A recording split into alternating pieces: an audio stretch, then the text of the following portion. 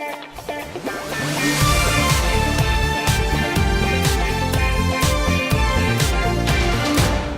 guys, welcome back to the channel. So I realized that I've actually never talked about the LEGO Ninjago movie. In the almost a year that I've had this channel running, I've never once actually talked about the movie.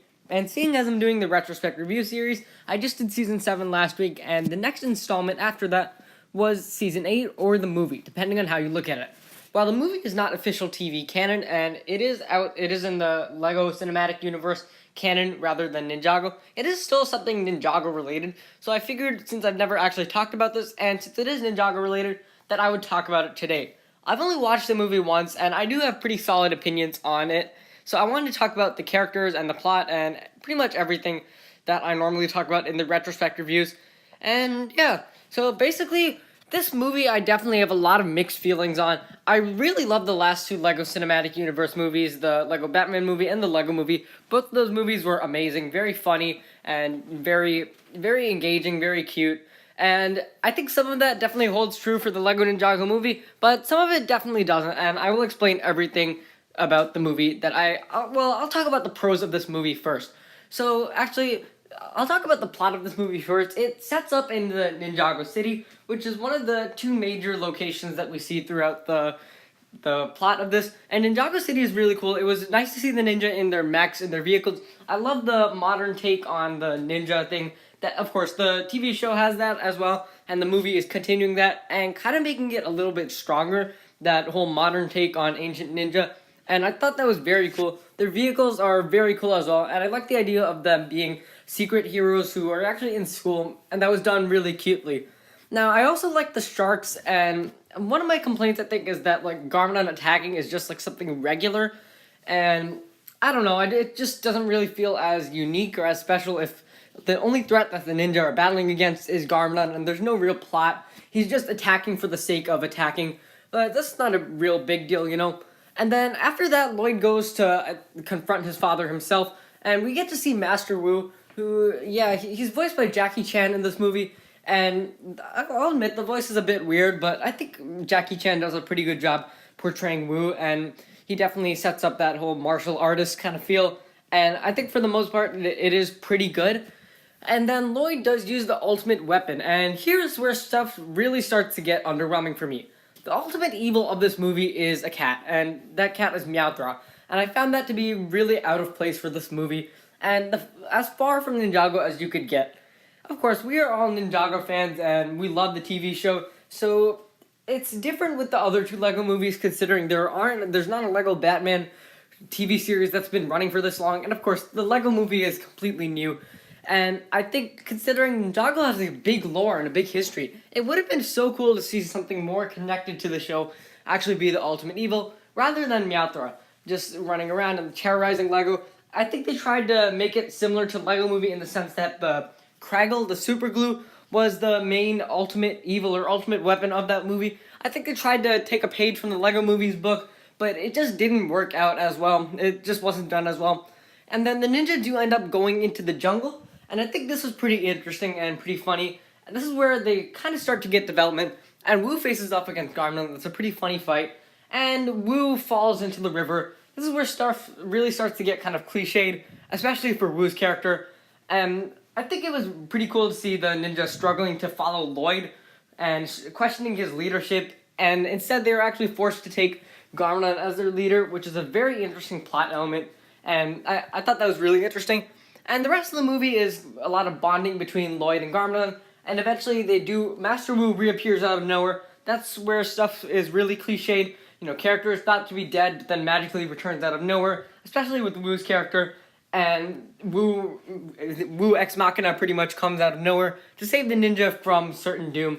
And they return back to Ninjago, where Garmadon is actually eaten by the cat, and that is really ridiculous, honestly. I think that's really childish. Obviously, this is a children's movie, but I thought that was very childish, and I didn't really see much emotion in Lloyd connecting with the cat. I didn't really see much emotion in that scene at all. I thought that really could have been done better, and it really wasn't that emotional. Now, the ultimate weapon they weren't actually anything, and I think that was pretty symbolic and a pretty good choice on from the writer's point of view. I think that was a pretty good choice not to have the ultimate weapon be anything. It was really the journey that mattered, not really the end of the journey and what you're getting out of it. So I thought that was pretty cool. However, this movie didn't have Spinjitzu at all. I know this isn't Ninjago Masters of Spinjitzu. This is the Lego Ninjago movie, I mean. So it is something separate, but it would have been really cool to see the ninja actually using powers or Spinjitzu. Because in this movie, the only thing that the ninja were reliant on were actually their mechs, and the mechs were destroyed right away, pretty much. So after that, the ninja were actually really powerless for the rest of the movie, because they had been relying heavily on their mechs, and that was the only thing that pretty much made them powerful. After that, they were just a bunch of random kids. Another problem I had with the movie was this was basically the Lego Ninjago Lloyd movie. Lloyd was the only one who got character development, and even Lloyd, I feel like his character was really cliched, an outcast who is destined to become a hero. We've seen that a lot, honestly, and I think that was really cliched. However, I did like Lloyd for the most part, although he did feel a bit, I don't know, he felt like a rebellious teenager of sorts, and his voice acting didn't help that either, but for the most part, Lloyd was good. However, the other 5 ninja, I felt like they were all very unique and had personalities. With the exception of Zane, of course. Zane was just weird, but I did like how Zane was a robot who was struggling to fit into human culture. That was funny. I felt like the ninja did have their own unique personalities, but this movie didn't really give them a chance to showcase it. It focused on Lloyd, and it didn't focus on the other ninja that much, and I think that was a big problem. It was the Lego Ninjago Lloyd movie, and the other ninja didn't really get enough development throughout this movie. It would have been cool to see them have their own arcs and stuff, but pretty much this movie was just about Garmna and Lloyd's relationship, which was good, don't get me wrong, I like that, but at the same time we didn't get to see the other ninja and what made them special. This movie had humor, but it wasn't as good as the other 2 movies prior. By that point, we were kind of getting bored of this humor, so they really have to take an original turn to it.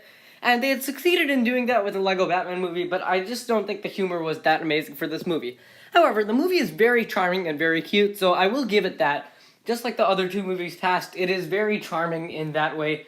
And the animation is actually stunning. I really love the animation, designed to make it look like Lego stop motion, but it's CGI. And that is really incredible on the animator's part, so huge kudos to them, huge props to them.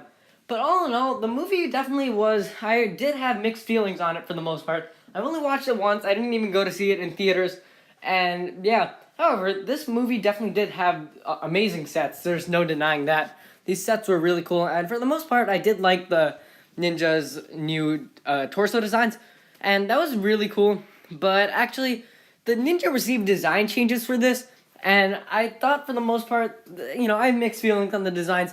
I like Jay, I like Zane, I like Lloyd, and I like Cole a lot, actually, but I really hate Kai and Nia.